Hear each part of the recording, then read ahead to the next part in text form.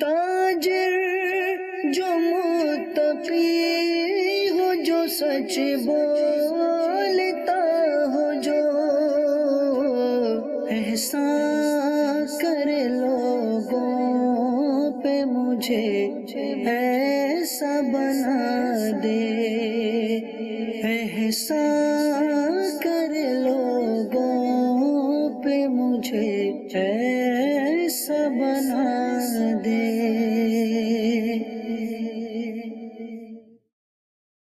الحمدللہ رب العالمین والصلاة والسلام علی سید المرسلین، اما بعد فاعوذ باللہ من الشیطان الرجیم، بسم اللہ الرحمن الرحیم، الصلاة والسلام علیک یا رسول اللہ، الصلاة والسلام علیک یا حبیب اللہ، الصلاة والسلام علیک یا نبی اللہ، وعلی آلک واصحابک یا نور اللہ۔ مدنی چینل کے ناظرین، سلسلہ آپ دیکھ رہے ہیں احکام تجارت، اور انشاءاللہ عز و جل حسب معمول مفتی محمد علی اصغر اتاری مدنی مدظ اللہ العالی ہمارے ساتھ تشریف فرما ہیں۔ آپ کے سوالات ہوں گے، آپ کے جو بھی کاروبار کے حوالے سے، لین دین کے حوالے سے، مالی حوالے سے معاملات ہیں، جس میں آپ چاہتے ہیں کہ آپ کو شرعی رہنمائی مل جائے اور قرآن و حدیث میں اس کے حوالے سے کیا رہنمائی موجود ہے وہ آپ کو ایک مستند ذریعے سے مل جائے، تو الحمدللہ عز و جل یہ ہمارا سلسلہ اسی حوالے سے درود پاک کی فضیلت سلسلے میں شامل کرتے ہیں۔ نبی رحمت شفیع امت صلی اللہ تعالی علیہ وسلم کا فرمان ذی شان ہے، تم مجھ پر درود پڑھو، اللہ رب العزت تم پر رحمت فرمائے گا۔ صلو علی الحبیب صلی اللہ تعالی علی محمد صلی اللہ تعالی علیہ وسلم۔ میرے مدنی چینل کے ناظرین، مفتی صاحب کی طرف بڑھتے ہیں، اور اس سوال کے ساتھ بڑھوں گا میں کہ جب ہم کاروباری حوالے سے یا معاملات کے مالی حوالے سے، انویسٹمنٹ کے حوالے سے، اور یہ دیکھتے ہیں کہ کوئی شخص کاروبار شروع کرنا چاہتا ہے یا کاروبار کرنا چاہتا ہے، کوئی سورس آف انکم اختیار کرنا چاہتا ہے، تو دو اصطلاحات ایسی ہیں جو بہت زیادہ اس میں استعمال ہوتی ہیں شریعت کے شرعی حوالے سے، جب دو افراد آپس میں مل کے کام کرنا چاہتے ہیں، ایک ہے شرکت اور دوسری ہے مداربت۔ تو یہ مداربت کیا ہے؟ شرکت کا تو کچھ نہ کچھ سمجھ میں آتا ہے، اس کی تفصیلات بھی پیچھے بیان ہوتی رہی ہیں، اگرچہ مداربت کی بھی استعمال ہوتی رہی ہیں، لیکن اس وقت میں مفتی صاحب سے کے سامنے یہ رکھ رہا ہوں سوال کہ مداربت کیا چیز ہے، یہ کیسے ہوتی ہے، اور اس کے لیے جب ہم یہ کرنا چاہیں تو کیا اصول و ضوابط ہیں، کچھ اجمالی طور پر ارشاد فرمائیں۔ الحمدللہ رب العالمین، والصلاة والسلام علی سید الانبیاء والمرسلین، اما بعد فاعوذ باللہ من الشیطان الرجیم، بسم اللہ الرحمن الرحیم۔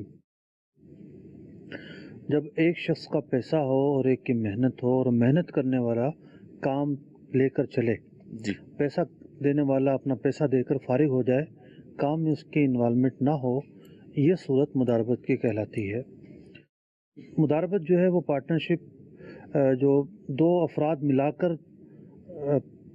کرتے ہیں کام کو، دو افراد جب پیسے ملا کر کام شروع کرتے ہیں وہ شرکت ہوتی ہے۔ شرکت سے مداربت کئی اعتبار سے مختلف ہے۔ ایک مختلف ہونے کی وجہ تو یہ ہو گئی کہ دونوں پیسے نہیں ملاتے، ایک کا پیسہ ہے ایک کی محنت ہے۔ دوسری بات یہ ہے کہ شرکت کے اندر دونوں کی انوالومنٹ رہتی ہے، دونوں کام میں دخل اندازی کرنے کا حق رکھتے ہیں۔ مداربت کے اندر یہ حق نہیں ہوتا۔ جو انویسٹر ہے وہ پیسے دوسرے کو دے کر فارغ ہو جاتا ہے، اسے گائیڈ لائن دے دیتا ہے کہ تم نے کپڑے کا کام کرنا ہے یا میڈیسن کا کرنا ہے یا فلاں کرنا ہے یا فلاں کرنا ہے۔ جو ورکر ہے جسے مدارب کہا جاتا ہے وہ اس بات کا پابند ہوتا ہے کہ جو گائیڈ لائن اسے دی گئی ہے اسی شعبے میں وہ کام کرے۔ یہ نہیں ہے کہ اس کو کہا تھا کہ کپڑے کا کام کرنا ہے کوئی اور کام کرے یا شہر سے باہر جا کر کرے۔ تو کس طریقے سے کام کرنا ہے گائیڈ لائن جو نا اسے دے دے گا، اب وہ خود یہ کام لے کر چلے گا، اور جتنا بھی اضافہ ہوگا وہ نفع کہلائے گا۔ نفع کو یہ دونوں اپنے تناسب کے اعتبار سے طے کریں گے، یعنی کتنے پرسنٹ مدارب کا ہوگا، کتنے پرسنٹ انویسٹر جس کو رب المال کہتے ہیں اس کا ہوگا۔ اب اسی تناسب سے نفع ملے گا، لیکن ایک بات اور ہے، وہ بات یہ ہے کہ شرکت کے اندر جب نقصان ہوتا ہے تو دونوں کو ہوتا ہے، اور یعنی ایز پر کیپٹل دونوں نقصان برداشت کرتے ہیں. ٹھیک ہے. مداربت شرکت میں جی شرکت میں مداربت کا معاملہ مختلف ہے اور تفصیل طلب ہے. ٹھیک ہے. مثال کے طور پر مداربت کے اندر ایک صورت یہ ہے کہ پہلے ہی لمحے نقصان ہو گیا اور کاروبار ختم کرنا پڑا, نفع ہوا ہی نہیں. ٹھیک ہے.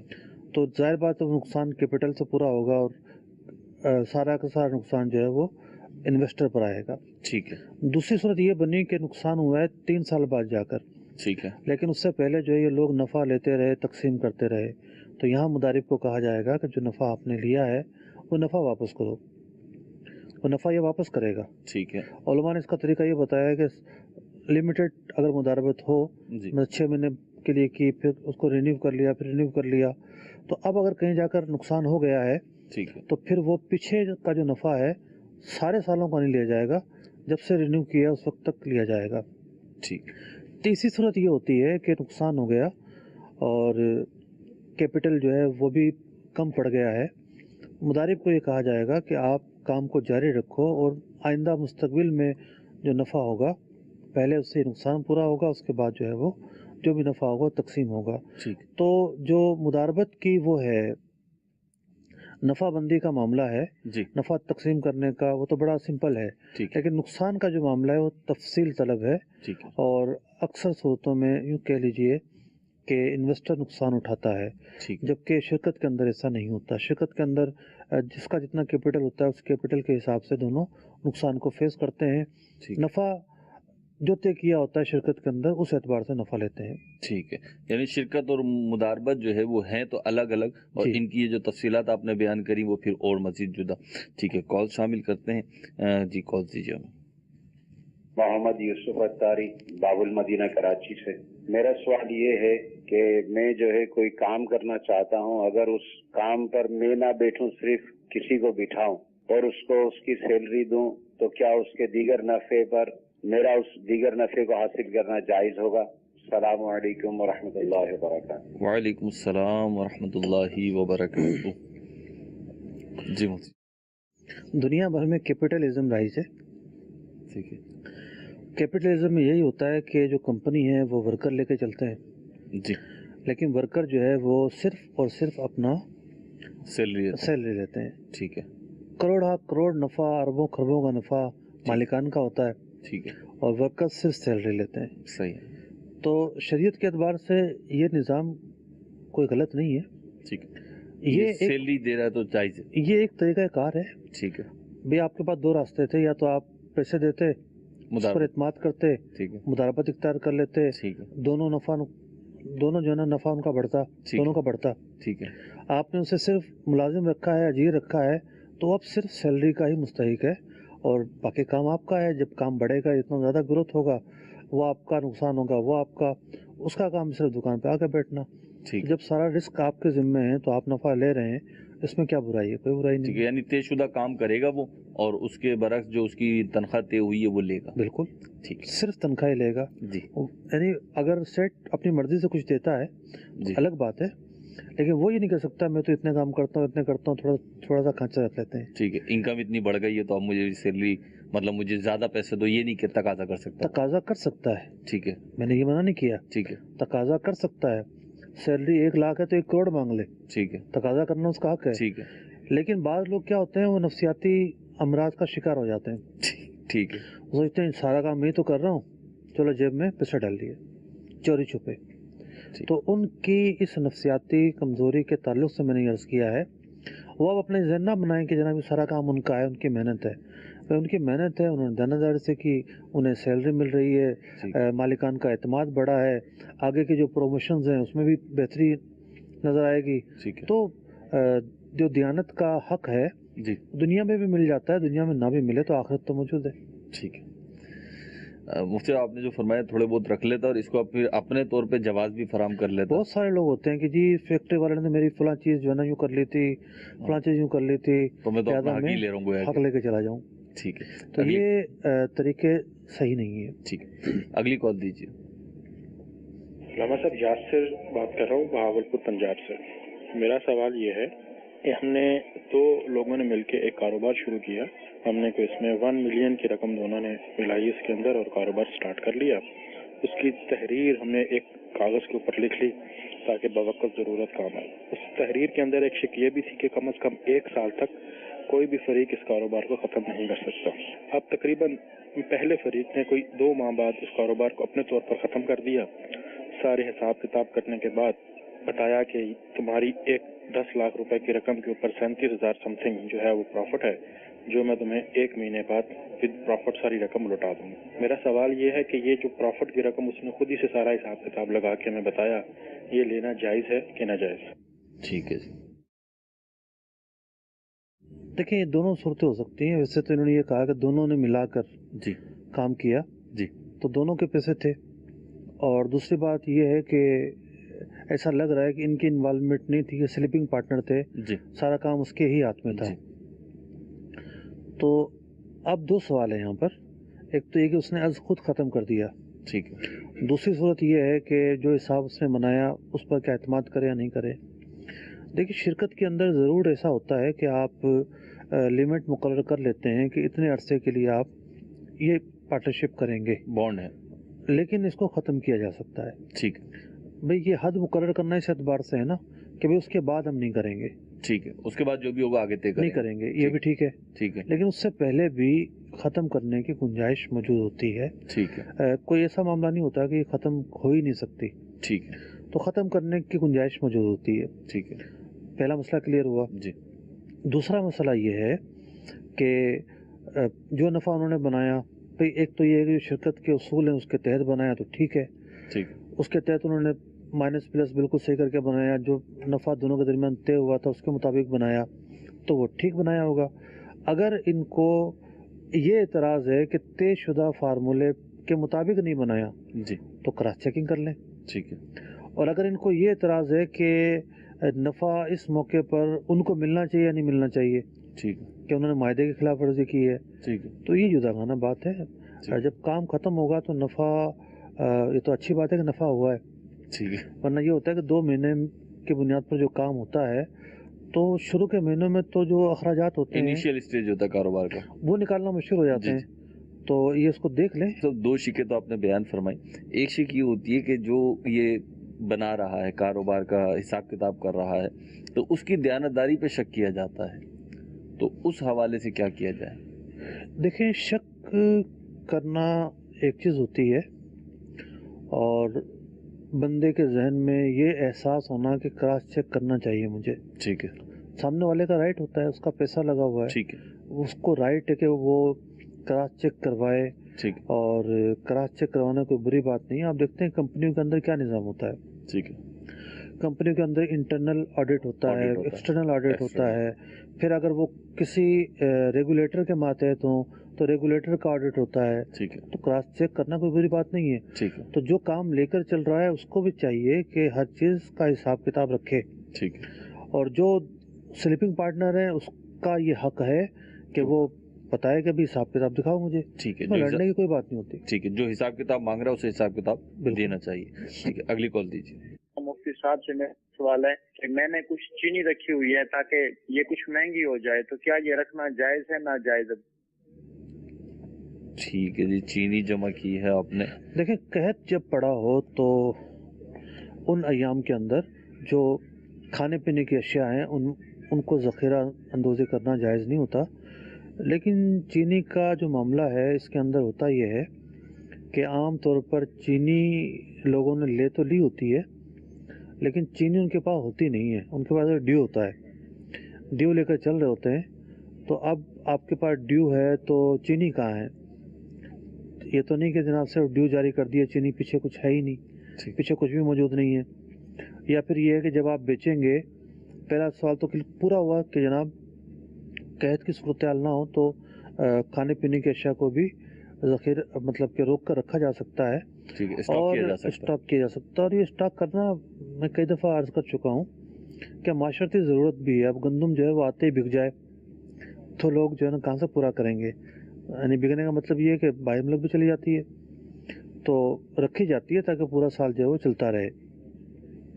اب دوسرا پہلو یہ ہے کہ جب یہ بیچیں گے تو اگر تو ان کے پاس ڈیو ہیں تو دیکھا جائے گا کہ جو مال انہوں نے خریدا تھا اس پر قبضہ کیا یا نہیں کیا.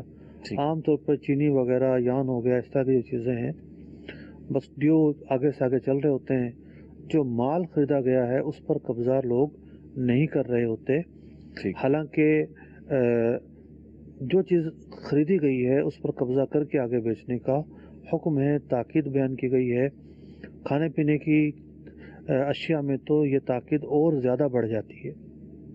مقصد یہ جیسا آپ نے جواب ارشاد فرمایا کہ ان کی تو وضاحت ہو گئی کہ کھانے پینے کی اشیاء غیر قحط کے زمانے میں اسٹاک کی جا سکتی ہیں اور یہ جائز ہے، لیکن اب ہوتا یہ ہے کہ بہت ساری چیزیں ایسی ہیں کہ وہ یعنی یوں کہہ لیں کہ وہ کھانے پینے کی اس انداز کی تو اشیاء نہیں ہے کہ اس سے قحط پڑ جائے گا یا بھوک کا دور شروع ہو جائے گا، لیکن ایک اسٹاک کا ایک تو یہ ہے نا کہ دکاندار اسٹاک کر رہا ہے، ایک یہ ہے کہ کچھ افراد مل جاتے ہیں، بہت بڑے بڑے بیپاری مل جاتے ہیں اور وہ کسی ایک چیز کو خریدنا مارکیٹ سے شروع کر دیتے ہیں. اب گویا کہ انہوں نے پورے شہر کی یا پورے ملک کی وہ چیز ایک بڑی مقدار میں خرید لی ہے کہ اس کا شارٹ فال آ گیا ہے مارکیٹ میں. اب جب شارٹ فال آتا ہے تو وہ چیز مہنگی ہو جاتی ہے اور اتنی مہنگی ہو جاتی ہے تصور سے بھی زیادہ ہوتی ہے، اور پھر کیونکہ انسانی ضروریات تو بہرحال ہیں تو لوگ اسے مہنگا خریدنے پہ مجبور ہوتے ہیں. تو کیا اس کی بھی اجازت ہوگی؟ دیکھیں اس حوالے سے حل موجود ہے. ٹھیک ہے. ریاست کے پاس یہ اختیار ہے کہ وہ جس چیز کے حوالے سے قانون جاری کرنا چاہے قانون جاری کر سکتی ہے کہ ان چیزوں کے اندر اسٹاک کی ہرگز اجازت نہیں ہے. صحیح. تو جہاں جس جائز بات سے ملکی قانون روکتا ہو تو اس پر جو ہے وہ عمل کرنا بھی واجب ہو جاتا ہے. ٹھیک. ایسا دیکھیں اناج وغیرہ میں تو نہیں ہوتا کہ پورے پاکستان کا اناج 2-4 آدمیوں کے پاس آ جائے. جی. نہ اتنی کیپیسٹی ہو گئی رکھنے کے لیے. کچھ آئٹم ایسے ہوتے ہیں جن میں مونوپولی ہوتی ہے. جی. مثال کے طور پر کوئی کاغذ آ رہا ہے باہر سے تو 2-3 پارٹیاں ہوں گی، کوئی ہارڈ ویئر کا سامان آ رہا ہے یا کوئی ایسی چیزیں آ رہی ہیں تو ان میں ایسا ہوتا ہے کہ مونوپولی ہوتی ہے اور لوگ اپنے ریٹ لے کے چل رہے ہوتے ہیں. کسی ملکی قانون سے نہ ٹکراتے ہوں تو کوئی حرج تو نہیں ہے. ٹھیک ہے. ہر آدمی کی ایک کاروباری لائن ہوتی ہے. بعض اوقات چیز بک رہی ہوتی ہے کوالٹی پر. ٹھیک ہے. ٹھیک ہے. مثال کے طور پر جو ہے وہ آپ ٹائل کو لے لیں. ٹھیک ہے. جو ٹائل ہوتی ہے. جی جی. اب ٹائل تو 1000 طرح کی ہوتی ہیں. فلور ٹائل جو ہے. Floor tile. اب کوئی ٹائل جو ہے نا وہ مشہور ہو جائے. ٹھیک ہے. اور آتی باہر سے ہو. ٹھیک ہے. تو جس کے پاس ایجنسی ہے اس کو فائدہ پہنچے گا نا. بالکل پہنچے اس کی مونوپولی بنے گی. بالکل بنے گی. یہ صورت میں جب وہ مشہور ہو گئی لوگوں نے اس پہ اعتماد کرنا شروع کر دیا اور اس کا وہ کلر یا ڈیزائن پسند ہو گیا تو اب اس جیسا کوئی لے کر آئے گا جب آئے گا. ٹھیک ہے. لیکن اس دوران تو اس کی مونوپولی چل رہی ہوتی ہے، اس کا ریٹ چل رہا ہوتا. تو کاروبار کی جو حقیقت ہے اس سے تو انکار نہیں کیا جا سکتا. بعض اوقات اچانک کسی چیز کا جو ہے شارٹ فال آ جاتا ہے لیکن کسی ایک کے پاس مال موجود ہوتا ہے یا کوئی ایک منگوا رہا ہوتا ہے، خاص طور پر وہ مال جو باہر سے آتے ہیں جی، تو اس کے اندر تو یہی ہوتا ہے کہ جس کی پہنچ ہوتی ہے، جس کی لائن مضبوط ہوتی ہے، وہ چھایا ہوتا ہے مارکیٹ میں اور سب لوگ اسی سے لے رہے ہوتے ہیں، وہی ریٹ نکال رہا ہوتا ہے، سب چیزیں ہوتی ہیں. تو فی الحقیقت کوئی شریعت سے متصادم یہ چیزیں نہیں ہیں. ٹھیک ہے. یہ کاروباری معاملات ہیں، کاروبار ہوتا ہے اس طرح ہے.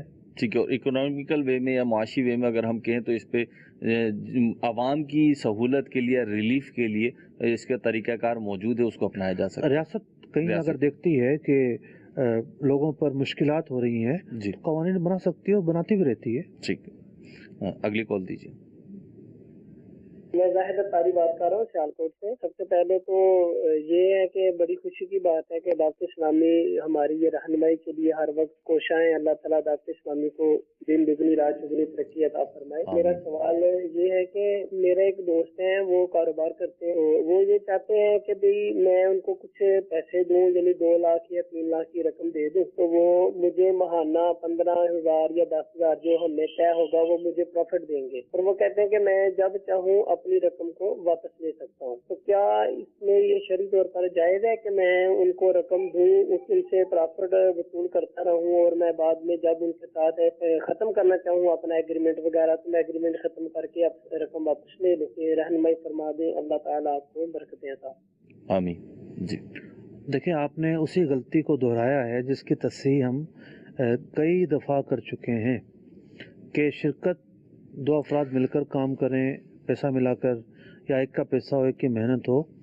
دونوں ہی صورتوں کے اندر یہ ضروری ہے کہ جو نفع ہوگا وہ تناسب میں طے ہوگا، فگر میں طے نہیں ہوگا. پرسنٹیج ہوگی، پرسنٹیج میں ہوگا کہ بھئی اتنے فیصد نفع ہوگا. پہلی بات تو یہ ہے. ٹھیک.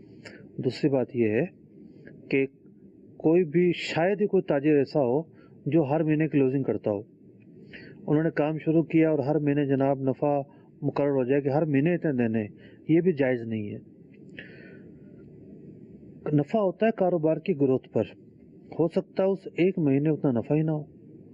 تو یہ بھی نہیں کہا جا سکتا کہ جناب اتنے ہزار ہر مہینے دینے یا اتنے 100 دینے، اور یہ بھی نہیں کہا جا سکتا کہ جناب ہر مہینے اتنے فیصد دینے. نہیں، مہینوں کے ساتھ باؤنڈ نہیں کرنا. جب بھی کلوزنگ ہوگی آپ نے طے کر لیا کہ تناسب یہ ہوگا، آپ کی رقم اتنی ہے، میری رقم اتنی ہے، کاروبار بھی چلتا ہوا نہیں ہے، نئے سرے سے کام شروع کیا ہے، اور اس کے بعد جو ہے وہ جب بھی کلوزنگ ہوگی تو نفع نقصان کا جو حساب ہوگا اس تناسب سے ہوگا. نقصان کا جو شرکت میں کیپٹل کے حساب سے ہوتا ہے، ٹھیک ہے، اور نفع کا جو مقررہ شدہ فارمولہ ہے اس کے حساب سے ہوگا. تو بات یہ ہے کہ آپ نے جو ارشاد فرمایا کہ دعوت اسلامی ماشاءاللہ الحمدللہ سہولت دے رہی ہے، تو دیکھیے اس سہولت کے اندر یہ ضروری ہے کہ آپ جو ہے وہ تھوڑا آگے بڑھیں. آپ نے ہمت کی، فون کر کے مسئلہ پوچھا، کچھ اس میں ایسی چیزیں سامنے آئیں جن پر تحفظات ہیں، تو آپ جو ایگریمنٹ کرنے لگے ہیں وہ ایگریمنٹ ہی دارالفتہ سے رہنمائی لے کر کریں. کچھ اصول حاصل کر لیں، اصول حاصل کرنے کے بعد جو ہے وہ آپ وہ ایگریمنٹ کریں، اور اس کے بعد پھر دوبارہ وہ ایگریمنٹ دکھا دیں فائنلی کہ اب ہم یہ ایگریمنٹ کرنے لگے ہیں. تو اس سے وہ چیز جو آپ کی سوچ کے اندر ہے وہ چیز عملی اعتبار سے جو ہے وہ درست طریقے سے ڈھل جائے گی. سبحان اللہ.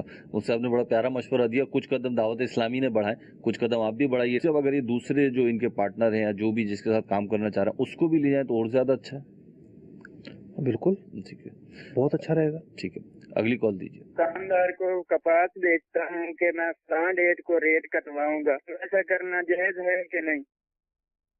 کپاس بیچتے ہیں کہ کپاس بیچتا ہوں، ریٹ شاید بعد میں کٹوائیں گے، کچھ ایسا ہے. دیکھیں جس دن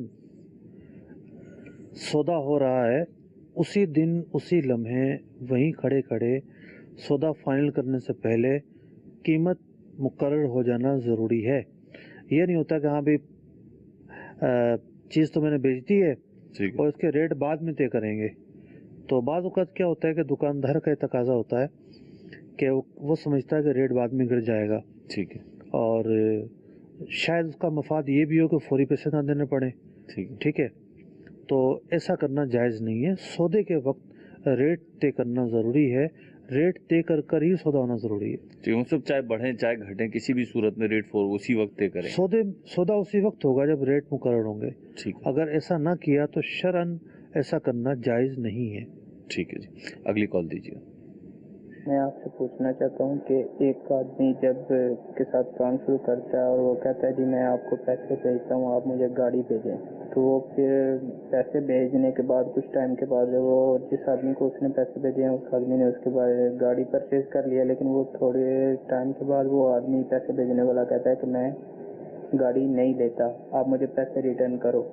تو عام روٹین میں جو ہوتا ہے وہ کیا ہوتا ہے، یہاں پہ دیکھا جاتا ہے کہ جو اپنے بات سے پیچھے ہٹتا ہے اس کو پیسے ریٹرن نہیں ہوتے. تو کیا یہ کام صحیح ہے یا نہیں؟ دیکھیں جو انہوں نے بیان کیا ہے کہ پیسے بھیجتا ہے، گاڑی لینی ہوتی ہے، گاڑی یہ رکھ لیتے ہیں، تو اس کے بعد اس گاڑی کا کیا کرتے ہیں؟ ٹھیک ہے، مطلب کیا آگے کرائے پہ چلانی ہوتی ہے یا آگے بیچنی ہوتی ہے، سامنے والے نے کیا کرنا ہوتا ہے؟ اتنا طے ہے کہ پیسے اس کے تھے، گاڑی آپ نے لی ہے، آپ یا تو مدارب ہیں یا وکیل ہیں، جو کچھ بھی ہیں، گاڑی کا مالک وہ شخص ہو گیا. اب وہ کہتا ہے کہ میں نہیں لینی، تو بولے بھائی یہ آپ کی گاڑی کھڑی ہے، آپ جو چاہے کریں. تو یہ اس کا حل ہے. بتایا گیا کہ جیسے گاڑی بک کرائی لیکن جس وقت اس کی ڈیلیوری کا وقت آیا، ریسیونگ کا وقت آیا، تو اس وقت انکار کر دیا کہ مجھے گاڑی نہیں خریدنی یا مجھے نہیں لینی جو مجھے بتایا گیا. تو اب جو ہے وہ پیسے ضبط، یعنی بیانہ ضبط ہو جاتا ہے. اس کے حوالے سے پوچھا گیا. دیکھیں بیانہ ضبط کرنے کی گنجائش تو نہیں ہے، اور اس شخص پر بھی لازم ہے کہ جو اس نے معاہدہ کیا تھا اس کی پاسداری کرے اور اس چیز کو خرید کر لے جائے. جو بیانہ ضبط ہو رہا ہے اگر وہ اس وجہ سے ہو رہا ہے کہ جناب اس نے انکار اس لیے کیا ہے کہ یہ جو چیز ہے جی یہ چیز سستی ہو گئی، ٹھیک ہے، تو اس کو نقصان ہو رہا ہے، ٹھیک ہے، تو بھائی آپ یہ چیز لے لو اور مارکیٹ میں بیچ دو جا کے، ٹھیک ہے، وہ نقصان برداشت کر لو، لیکن بیانے کی ضبطی جائز نہیں ہے۔ صحیح، اگلی کال دیجیے۔ جنید رضا عطاری پاک فتح شریف سے عرض کر رہا ہوں، حکام تجارت سلسلے میں مفتی صاحب سے میرا یہ سوال ہے کہ یہ گائے اور بھینسوں کو حصے پر دینا یہ کیسا ہے؟ گائے اور بھینسوں کو حصے پر دینا، ٹھیک ہے جی۔ اصل پہلا سوال جس موضوع پر ہو جائے نا تو پھر ہمارے ناظرین اسی موضوع کو لے کے چل رہے ہوتے ہیں، اچھی بات ہے۔ تو آج ہے شرکت اور حصوں کے مسائل، ٹھیک۔ تو کئی مرتبہ ہم نے یہ طریقہ بتایا ہے کہ گائیں اور بھینسوں کو حصوں پر یا شرکت پر یا شراکت پر یا پارٹنرشپ پر دینے کا کیا صحیح طریقہ ہے۔ جی، سب سے بہتر طریقہ یہ ہے کہ آپ جب گائیں کسی کو دیں گے تو خرید کر دیں گے، یا آپ کے پاس پہلے سے پیسے موجود ہوں گے یا گائیں موجود ہوگی پہلے سے، ٹھیک ہے۔ تو ایسی کوئی صورت بنا لی جائے کہ مثال کے طور پر 1 لاکھ روپے کی گائیں آنی ہے، آپ نے 50,000 روپے اس کو دے دیے اور کہا کہ ہم دونوں مل کے گائیں خریدتے ہیں، ٹھیک ہے، یا گائیں آپ کے پاس پہلے سے موجود ہے تب بھی آپ اس کو 50,000 دے دیں، ٹھیک ہے، کہ بھئی یہ قرضہ لے لو، ٹھیک۔ اس نے قرضہ لے لیا اور وہ گائیں آدھی آپ سے خرید لی، صحیح، 50,000 روپے آپ کے پاس دوبارہ آ جائیں گے، ٹھیک ہے، تھوڑی دیر کے لیے اس کے پاس گئے ہیں، صحیح، بطور قرض گئے، پھر آدھی گائیں کی قیمت کے طور پر واپس آ گئے، ٹھیک ہے، اب گائیں دونوں افراد کی ہو گئی، ٹھیک ہے، دونوں اس کے مالک ہیں، صحیح، جو اخراجات ہوں گے کھانے پینے کے دونوں کے اوپر آئیں گے، ٹھیک ہے، جو اس سے فوائد ہوں گے، اس کا کوئی بچھڑا ہوتا ہے یا دودھ آتا ہے، ان فوائد سے بھی دونوں فائدے اٹھائیں گے، یہ سب سے بہترین طریقہ ہے۔ اس کے علاوہ اکثر وہ طریقے ہیں 99% کہ جس میں لوگ غلطیاں کر رہے ہوتے ہیں۔ ٹھیک ہے، تو یہ ایک درست طریقہ آپ کو بتا دیے گا، اس کو فالو کر لیں، انشاءاللہ عز و جل عافیت رہے گی، برکت بھی ہوگی انشاءاللہ۔ اگلی کال دیجیے۔ میں نے ایک شخص کو 50,000 روپے 4 مہینے کے معاہدے پہ دیے ہیں اور ماہانہ 2,500 روپے دینے کا طے ہوا ہے، کیا یہ مداربت کہلائے گا یا نہیں؟ دیکھیں یہ تو خالصتاً سودی طریقہ ہے کہ لوگ جو ہے نہ جانے کیوں نہیں سمجھ رہے کہ سود کیا ہوتا ہے۔ سود یہی تو ہوتا ہے کہ آپ کسی کو پیسے دیں اور جو ہے وہ فکس کر لیں کہ اتنا آپ مجھے نفع ملنا چاہیے۔ یہ کاروبار تو نہیں ہے نا، کاروبار حلال ہے، سود حرام ہے۔ کاروبار ہوتا ہے ریالٹی بنیاد پر، نفع ہوا تو نفع ہوگا، جتنا نفع ہوا، ایک چونی نفع ہوا تو چونی نفع کہلائے گا، ٹھیک، 5 روپے ہوئے تو 5 روپے نفع کہلائے گا۔ تو فکس کر لینا کہ جناب مجھے نفع چاہیے، کاروبار میں ہو یا نہ ہو، یہ جائز نہیں ہے، سود ہی کی ایک قسم ہے، اور ایسے معاملات سے بچنا ضروری ہے۔ ایسے نفع کو حاصل نہ کیا جائے، اگر حاصل کر لیا ہے کسی نے، صدقہ کرنا واجب ہے، بغیر ثواب کی نیت کے صدقہ کیا جائے گا۔ اللہ اکبر۔ اگلی کال دیجیے۔ مسئلہ یہ پوچھنا تھا کیا کہ آدمی اندازے سے زکوٰۃ دے سکتا ہے؟ سامان بہت زیادہ ہو، ہارڈ ویئر وغیرہ کا، تو اندازے سے دے سکتا ہے زکوٰۃ؟ دیکھیں اندازے میں نقصان یہ ہے کہ زکوٰۃ نکالنی زیادہ ہو اور نکلے کم، اگر یہ امکان ہے تو جائز نہیں ہوگا۔ اور اگر آپ سمجھتے ہیں کہ میری دکان میں زیادہ سے زیادہ مال ہوگا 25 لاکھ کا، لیکن میں پھر بھی 30 لاکھ کا اس کو بنا کے زکوٰۃ نکال دیتا ہوں 30 لاکھ کی، ٹھیک ہے، تو آپ نے ایک تو آپ کی سوچ سمجھ صحیح ہو، آپ کا اندازہ لگانا صحیح ہو، پتہ چلے کہ جناب آپ جب بھی اندازہ لگاتے ہیں غلطی کرتے ہیں، آپ اپنے آپ کو کتنا ہی صحیح سمجھ رہے ہوں لیکن آپ کے اندازے غلط ثابت ہوتے ہیں، ایسا بھی نہیں ہے، تب بھی اندازہ لگانے کی اجازت نہیں دی جائے گی۔ جب ایک بڑا ماہر دکاندار ہو اور بالکل وہ اندازہ لگائے اور اس طرح کا وہ اندازہ لگا بھی چکا ہے، بعض اوقات کیا ہوتا ہے کہ اندازہ تکے پہ لگایا جا رہا ہوتا ہے، ٹھیک ہے، اب ایسا نہیں بھی ہاں ابھی ہم نے پچھلے سال تو کلوزنگ کی تھی، ٹھیک ہے، اور اس کے بعد تو ہم نے اتنا مال ڈالا ہے لہذا اس سے زیادہ تو ہو ہی نہیں سکتا، ٹھیک ہے، تو یہ اندازہ ہے کسی نہ کسی چیز کے اوپر، ٹھیک ہے، اس میں کوئی بنیاد ہے اس اندازے میں بھی، ٹھیک ہے، تو جہاں اندازوں میں بھی کوئی نہ کوئی بنیاد ہو تو غلطی اور خطا کے چانس کم ہوتے ہیں، ٹھیک ہے، ورنہ تو بندہ سوچ رہا ہوتا ہے نہیں جی یہ صورتحال تو یوں ہوگی، ٹھیک ہے، ایکچوئل صورتحال کچھ اور ہوتی ہے۔ مفتی اس میں اطمینان بھی نہیں ہو پائے گا نا، جیسے کہ آپ فرما رہے ہیں کہ وہ 1% ہی صحیح، ایک شک کی کیفیت تو رہے گی۔ جی ایک دفعہ کرنا پڑے گا، آپ تھوڑا سا حساب لگا لیں اگر تو آئندہ سال اس کو کنٹینیو کرتے رہیں، یعنی آئندہ سال صرف یہ کنٹینیو کرتے رہیں کہ مال کتنے کا مزید آیا ہے. ٹھیک. آپ نے حساب لگا لیا جی 20 لاکھ کا مال ہے اور اگلے سال تک 10 لاکھ کا مزید آیا، ٹھیک ہے، اور اتنے کا بکا،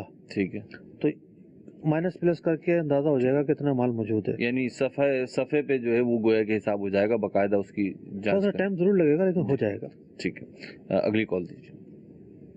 میرا نام محمد جعفر اطاری ہے، میں باب المدینہ کراچی سے سوال عرض کر رہا ہوں. مجھے مفتی علی اصغر بھائی سے یہ سوال پوچھنا ہے کہ یہ ایک روایت جو ہم سنتے ہیں کہ کل بروز قیامت بعض گناہوں کا کفارہ صرف اور صرف جو فکر معاش کے اندر یا معاش کے حصول کے لیے جو تقودو کی جاتی ہے، جو کوششیں کی جاتی ہے، وہی ان گناہوں کا کفارہ بنیں گے. اس سے کیا مراد ہے؟ دوسری بات یہ کہ جو بعض جو اسلامی بھائی ہیں یا بعض لوگوں کا یہ ذہن بن جاتا ہے کہ جو روٹین کے اندر کچھ نیک کام کرنے کی جو عادت ہوتی ہے تو ان کو یہ دماغ میں بات جڑ پکڑ لیتی ہے کہ فلاں فلاں کام کریں گے تو یہ ہمارے کاروبار میں برکت ہوگی، تو یہ ہمارا نفع زیادہ ہوگا. تو اس سے یہ کیا یعنی کہ طریقہ درست ہے؟ یعنی کہ ٹھیک ہے جی، 2 سوال کریں آپ نے. ہاں دیکھیں، کاروبار کرنے کے اندر سستی اور کاہلی کا توڑ تو ہے نا. ایک وہ آدمی ہے جو کچھ کرنا ہی پسند نہیں کرتا اور کوئی ہل جل ہی پسند نہیں کرتا. جی. اب ہمارے ملک کے اندر جو حالات ہیں اور جو جرائم ہیں، تو ان جرائم میں 2 طرح کے لوگ ملوث ہوتے ہیں. ایک وہ ہوتے ہیں جو جرائم یعنی جو مجرموں کو سپورٹ کرتے ہیں، اور بڑی بڑی مچھلیاں ہوتی ہیں، تو مچھلیاں کیا ہاتھی ہوتے ہیں. ٹھیک ہے. اور ایک وہ ہوتے ہیں جو عملی طور پر جرم کرتے ہیں. دیکھا جائے تو ان عملی طور پر جرم کرنے والوں کی ایک بڑی تعداد وہ ہوتی ہے جو ایک غریب معاشرے سے تعلق رکھ رہے ہوتے ہیں. کیا ہے کہ ان کو کام یا تو بے روزگار رہتے ہیں، غلط صحبت مل جاتی ہے، کوئی موقع ملا چلو جرم کی طرف چلے گئے. تو جو پھر کیا ہوتا ہے کہ جناب محنت کے بجائے مفت کا کھانے کی عادت پڑ جاتی ہے. وہ چاہتے ہیں کہ مفت کا کھائیں، بیٹھے بیٹھائے کھائیں، محنت کم کریں، عیاشی زیادہ ملے. تو کاروبار جب بندہ کرتا ہے تو محنت، مزدوری، خون پسینہ بہانا، یہ تمام چیزیں وہ کرتا ہے، تو اس میں مشقت ہے. ٹھیک. اور جب اس میں مشقت ہے تو یقینی طور پر اس میں اجر کے مواقع بھی موجود ہیں. ٹھیک. اجر کے مواقع جب بھی ملیں گے جب اچھی نیتیں پائی جائیں گی. ٹھیک. مثال کے طور پر کوئی اس لیے کاروبار سے وابستہ ہے، روزگار حاصل کرتا ہے، کسی کے سامنے ہاتھ نہ پھیلانا پڑے، جو بال بچوں کا نفقہ اور ذمہ اس کے اوپر ہے وہ آسان طریقے سے پورا کرتا رہے، اپنے بوڑھے والدین کی خیر خبر گیری کرتا رہے. اگر وہ اپنے پیسے سے کوئی نیک کام کرتا ہے، صدقہ و خیرات کرتا ہے، اس کا یہ سلسلہ جاری رہے، غربا کی اور محتاج لوگوں کی مدد ہوتی رہے، تو یوں کاروبار کرنے میں نہ صرف کاروبار کرنا جائز ہوگا بلکہ کاروبار کرنا ثواب کا باعث بھی بن جائے گا. تو کاروبار کرنے کے اندر پریشانی بھی آتی ہے، ڈپریشن بھی آتا ہے، بعضوں کا ذلت بھی آتی ہے، بعضوں کا دھمکیاں بھی آتی ہیں، بہت ساری صورتیں ہیں. تو جب مشقت اور پریشانی جب آتی ہے تو یقینی طور پہ انسان کو صبر کرنے کا موقع ملتا ہے. انسان صبر کرتا ہے. جب بھی انسان صبر کرتا ہے یقینی طور پر صبر کرنا اس کے گناہوں کی معافی کا ذریعہ بن رہا ہوتا ہے. تو اس طرح کی جو روایات ہیں ان کا یہی مطلب ہوگا کہ انسان کی جو تگ و دو ہے، جو محنت ہے، جو صبر کرنا ہے، اس کا بدلہ انسان کو دیا جاتا ہے. ٹھیک. دوسرا سوال کیا تھا ان کا؟ دوسرا سوال یہ تھا کہ نیک اعمال کرتا ہے لیکن وہ اس لیے ہوتے ہیں کہ کاروبار میں برکت ہو جائے. جیسے لوگ دکان پہ جانے کے بعد تلاوت کر رہے ہیں، درود پاک پڑھ رہے ہیں، بعض کا معمول ہوتا ہے یاسین شریف پڑھ رہے ہیں یا سورہ واقعہ پڑھ رہے ہیں، تو اب وہ یہ اس نیت سے کر رہے ہیں کہ جو ہے نا اس کے ذریعے سے کاروبار میں برکت ہوگی. دیکھیے 2 چیزیں ہیں. ایک چیز تو یہ ہے کہ جب بندہ تلاوت کرتا ہے یا قرآن پڑھتا ہے یا اذکار پڑھتا ہے، اس کی نیت یہ ہوتی ہے کہ اللہ تبارک و تعالیٰ کا ذکر خیر ہو جائے. ٹھیک ہے. اللہ تبارک و تعالیٰ کی عبادت جو ہے بندہ کر لے، اس کو توفیق مل جائے. بعض لوگوں کی یہ بھی نیت ہوتی ہے کہ دن کا جو آغاز ہے میں اچھے طریقے سے کروں تاکہ اس کی برکتیں مجھے ملیں. ٹھیک. میں نے کسی بزرگ رحمۃ اللہ تعالی کا قول پڑھا ہے جی کہ جس آدمی کے دن کا آغاز تلاوت سے ہو تو پورے دن وہ اس کی برکتیں محسوس کرتا ہے، یعنی اس کا وقت میں بھی برکت ہوتی ہے، کام میں بھی برکت ہوتی ہے۔ اور یہ بارہا کا ذاتی مشاہدہ بھی ہے کہ تلاوت جس دن کی ہو تو اس دن ایک الگ ہی جو نا وہ نشاط ہوتا ہے طبیعت کے اندر۔ اب معاملہ یہ ہے کہ بات ہے نیت پر کہ تلاوت کرنے والا کس نیت سے تلاوت کر رہا ہے۔ ٹھیک، اگر کوئی ایسا قرینہ موجود ہے کہ وہ قرینہ عبادت سے نکال رہا ہے، یعنی جو عمل اس نے کیا ہے اس کا عبادت نہ ہونا بتا رہا ہے، ٹھیک ہے، تو پھر دیکھا جائے گا۔ مثال کے طور پر کوئی کسی گاہک کو دیکھ کے تصویر پڑھنا شروع کر دے تاکہ اس گاہک کو پتہ چلے کہ جناب تو بڑے نیک آدمی ہے، ٹھیک ہے، تو دیندار ہے۔ یہ تصویر پڑھنا جو ہے وہ ثواب کا کام نہیں، بلکہ یہ تصویر پڑھنا تو گناہ کا کام ہے کہ اس نے جو اللہ کی عبادت تھی اس میں غیر کو شریک کر لیا، ٹھیک، ریا کا کام کر لیا اس نے۔ تو دوسری صورت اگر یہ ہے کہ وہ خیر و برکات کے لیے پڑھتا ہے، خیر و برکات کے لیے وظائف کرتا ہے، جی، تو برا کام تو وہ بھی نہیں ہے۔ خیر و برکات کے لیے وظائف پڑھنا برا کام نہیں ہے، ٹھیک، لیکن نیکی کا کام ہے یا نہیں یہ بات محل غور ہے۔ ٹھیک ہے جی۔ پڑھتے تو رہے مفتی صاحب، کیا کرے، چھوڑ دے، پڑھتا رہے۔ میرے ذہن میں ایک جزیہ آ رہا ہے، اصل میں نہیں پڑھنا چاہیے، جی، پڑھنے کی ترغیب تو نیت موجود ہے درست کر لے۔ کہ وہ فتاوی رضیہ میں کسی جگہ اعلیٰ تعالیٰ نے لکھا ہے جی، کہ کسی کی اگر اس طرح کی نیت ہو تو وہ وظیفہ مسجد میں نہ پڑھے۔ ٹھیک، دنیاوی نیت ہو تو جی، ٹھیک، تو جائز تو رہے گا، ٹھیک، لیکن جو زیر بحث مسئلہ ہے وہ یہ ہوگا اب کہ ثواب ملے گا یا نہیں ملے گا۔ ٹھیک ہے، اگلی کال دیجیے۔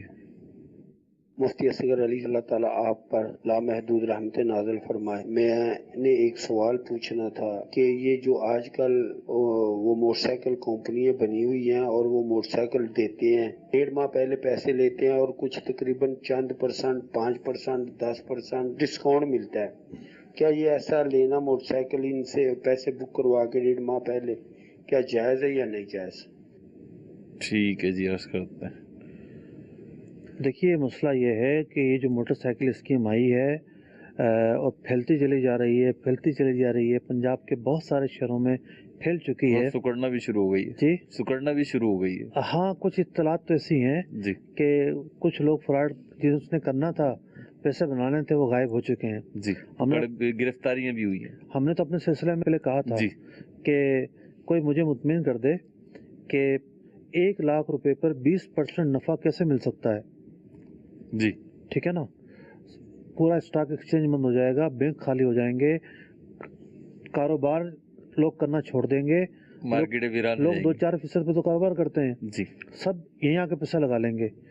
تو جو اس کاروبار کی شکل و صورت ہے نا، ایک ہوتا ہے فقہی طور پر مسئلہ بتانا، میں سمجھتا ہوں کہ ایک مفتی کو اور ایک عالم دین کو جی، صرف یہ نہیں دیکھنا چاہیے کہ مسئلہ جائز ہے یا ناجائز ہے، ٹھیک ہے، یعنی جو طریقہ ہے وہ جائز ہے یا ناجائز ہے، ٹھیک ہے، یہ دیکھنا چاہیے کہ جو مجھ سے مسئلہ پوچھ کے جا رہا ہے اس طریقے کو اپنا کر یہ کرے گا کیا، ٹھیک ہے، پس منظر و پیش منظر اس کو بھی سامنے رکھنا چاہیے۔ ٹھیک ہے، تو اس طرح کی موٹر سائیکل کی جو اسکیمیں ہیں، میرا یہ مشورہ ہے اس سے دور رہا جائے، ہرگز اس کو اختیار نہ کیا جائے۔ ہاں، اگر کوئی شخص آ جاتا ہے کہ جناب یہ میری شیورٹی ہے، یہ میرے ڈپازٹ فلاں ادارہ اٹھانے کے لیے تیار ہے، ایسی سی پی سے جو ہے نا میں منظور شدہ ہوں اور میری گارنٹی وہاں رکھی ہوئی ہے، میں فراڈ تو کر ہی نہیں سکتا، اب آپ بتائیں کہ مجھے شرعی طریقہ بتا دیں، ہم بالکل بتانے کے لیے تیار ہیں۔ ایک صاحب آئے تھے ایک کمپنی کے بارے میں پوچھنے، جی، بہت تیاری کر آئے تھے، ان کی تیاری کئی اعتبار سے تھی۔ ایک تو جو میری کتاب ہے GMI کے متعلق جو فتویٰ ہے المنح العطائی، وہ انہوں نے پورا پڑھا، پورا پڑھنے کے بعد 7 سے 8 چیزیں انہوں نے نوٹ کی، ٹھیک ہے، اور باقاعدہ کالم بنایا کہ اس میں یہ پایا جاتا ہے، اس سے ناجائز، دوسرے کالم میں لکھا کہ ہمارے پروڈکٹ میں یہ نہیں پایا جاتا، ٹھیک ہے، یہ پایا جاتا ناجائز، ہمارے پروڈکٹ میں یہ نہیں پایا جاتا۔ اب وہ لا کے میرے سامنے رکھ رہے ہیں، ٹھیک ہے، ٹھیک ہے، اچھا، تو میں نے کہا کہ آپ کے پروڈکٹ میں یہ نہیں پایا جاتا لیکن یہ خرابی تو پائی جاتی ہے، ٹھیک ہے، پہلی بات۔ دوسری بات یہ ہے کہ اس پروڈکٹ پر میں فتویٰ اس وقت دوں گا جب آپ مجھے قانونی دستاویزات لا کے دکھائیں، یہ کمپنی لائسنس رکھتی ہے، پبلک میں اس طرح کا کام کرنے کی اس کو اجازت ہے، اور اس کمپنی کا مالک کون ہے۔ ہر 6 مہینے کے بعد اس طرح کی کمپنی آتی ہیں، 15 سال ہو گئے دیکھتے ہوئے، ٹھیک ہے، لوگوں کے اربوں روپے لے کے غائب ہو جاتی ہیں، لوگوں کو پتہ نہیں ہوتا کون مالک ہے، آن لائن بنیادوں پہ کام کر رہی ہوتی ہے، یا جو ہے نا اپنے نئی ٹیم بنا کر سامنے لے کر آتی ہے، خود پیک پر ہوتے ہیں، خود پیسہ لے کے سارا سمیٹ کے بھاگ جاتے ہیں، وہ جو بیچارے غریب لوگ ہوتے ہیں ورکر ٹائپ کے، وہ پھنسے رہ جاتے ہیں۔ تو بہت ساری مکاریاں ہیں اس معاشرے کے اندر، اس بات میں شک نہیں ہے۔ جی مجھے بالکل یاد ہے، عید کے بعد ہمارا جو سلسلہ ہوتا اس میں یہ پہلی دفعہ غالباً آیا تھا سوال، اور آپ نے یہی محتاط انداز پہ یہی ارشاد فرمایا تھا، فقہی حکم الگ بیان فرمایا تھا آپ نے، اور مشورہ جو ہے وہ جداگانہ حیثیت میں بیان فرمایا تھا۔ اگلی کال دیجیے۔ میرا نام غلام عباس ہے، میں سرگودا سے بات کر رہا ہوں۔ سوال میرا یہ ہے کہ ہماری یہاں شوگر ملز ہیں، اور شوگر مل پہ لوگ گنا وغیرہ ٹرالی پہ لے جاتے ہیں، اور اس کا وہاں سے ایک CPR ان کو دے دیا جاتا ہے، بل جو ہوتا ہے، بل ملیں جتنی بھی ہیں وہ پیمنٹ 15 دن کے بعد اور مہینے کے بعد کرتی ہیں۔ اگر ایک بندہ انویسٹر ہے، وہ کہتا ہے کہ میرے پاس وہ بل لے آئیں اور مجھ سے نقد پیمنٹ لے جائیں، لیکن اگر 2 لاکھ بنتا ہے تو اس میں سے 1,80,000 لے جائیں یا 90 لے جائیں، تو وہ جو اوپر پروفٹ ہے وہ جائز ہے کہ نہیں جائز، یہ پوچھنا۔ ٹھیک ہے جی، یعنی باعتبار سوال بہت ہی اہم سوال ہے جی، اور آج ہمارا موضوع خود ہی بن گیا ہے، ہم تو نہیں پلاننگ کر آئے تھے کہ یہ موضوع بنے گا۔ اس موضوع کے اعتبار سے بھی بہت اچھا سوال ہے۔ انویسٹ کی ایک صورت یہ بھی ہے، یہ اس کو انویسٹر کہہ رہے ہیں جی، ایسے انویسٹر ٹرک اڈوں پہ پائے جاتے ہیں جی۔ ہوتا یہ ہے کہ ٹرک کا جو کرایہ ہوتا ہے وہ کم تو نہیں ہوتا، 60-70 ہزار، 1 لاکھ 1.5 لاکھ کرایہ ہوتا ہے۔ ٹرک جو ہے نا وہ یہاں سے گیا ہے پشاور، ٹھیک ہے نا، 4 دن میں تو پہنچا ہے، ٹھیک ہے، تو یا پشاور سے کراچی آیا ہے، تو اب جو وہ لوگ ہوتے ہیں ایجنسی والے ہوتے ہیں، وہ لوگ ان کو چیک دے دیتے ہیں، اور چیک ہوتا ہے 4 دن بعد کا، جی۔ اب ان کے پاس جانے کے لیے پیٹرول کے پیسے نہیں ہوتے، جی۔ اب وہ اس کا کیا حل نکالتے ہیں کہ جو دوسرے لوگ ہیں پیسے لے کے بیٹھے ہوتے ہیں، ٹھیک ہے، کہ ہم سے کیش لے لو، جی، آپ کا جو یہ چیک ہے یا آپ کی جو بلٹی ہے جی، وہ 1 لاکھ روپے کی ہے، 95 روپے ہم سے لے جاؤ کیش۔ صحیح۔ اب وہ پھر کیا کریں گے کہ جو جس تاریخ کا چیک ہوگا اس تاریخ کو جائیں گے، جمع کرا دیں گے، اور یوں ریپلیس ہو جائے گا۔ اب اس مسئلے کا نام کتب کے اندر ہے مسئلۃ الدین بالدین، دین بالدین، قرض کو قرض کے بدلے بیچنا۔ ٹھیک ہے۔ اب اس کے اندر صورت کیا پائی جا رہی ہے کہ ایک طرف سے تو روپیہ ہے، جی، روپیہ ہے، ٹھیک ہے، دوسری طرف سے کیا ہے، بل ہے، کاغذ ہے، وہ بھی روپیہ ہے، ٹھیک ہے، کرنسی ہے، وہ بھی کرنسی ہے، ٹھیک ہے، تو روپیہ دیا، جی، 1 لاکھ روپیہ، جی، اور روپیہ ہی لیا، ٹھیک ہے، کم، جی، لیکن فوری طور پر نہیں لیا، ٹھیک ہے، تو جب کاغذ کے بدلے خرید و فروخت ہوگی، روپیہ کاغذ ہے، کرنسی کی کرنسی کو، جنس ایک ہو گئی، ٹھیک ہے، لیکن چونکہ قدر نہیں پائی جاتی، تو اس لیے یہ ضروری ہے کہ اگر ہاتھوں ہاتھ ہو جاتا جی، تو اضافہ ہو سکتا تھا، اضافہ جائز ہوتا، ٹھیک ہے، لیکن یہ ہے ادھار، ٹھیک ہے، دوسرا جو معاوضہ ملے گا وہ ادھار ملے گا، ٹھیک ہے، تو روپیہ بیچا اور روپے کے بدلے بیچا، کمی زیادتی کے ساتھ بیچا، ادھار بیچا، یہ خالصتاً سود کی صورت ہے، ٹھیک، یہ جائز نہیں ہے۔ ٹھیک ہے، ایک کال اور دیجیے۔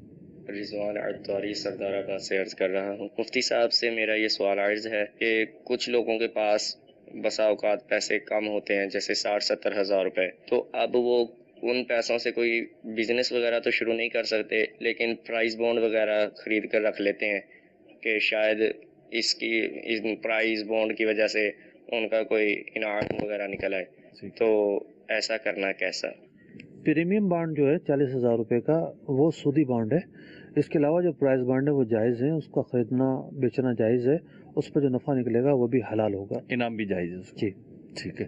مدنی چینل کے ناظرین، ہمارے سلسلے کا وقت دورانیہ جو ہے وہ اختتام کی طرف جا رہا ہے، اور آپ سے اجازت چاہیں گے۔ صلو علی الحبیب صلی اللہ تعالی علی محمد صلی اللہ تعالی علیہ وسلم۔ تاجر जो मुत्तकी हो, जो सच बोलता हो, जो एहसान करे लोगों पे, मुझे ऐसा बना दे।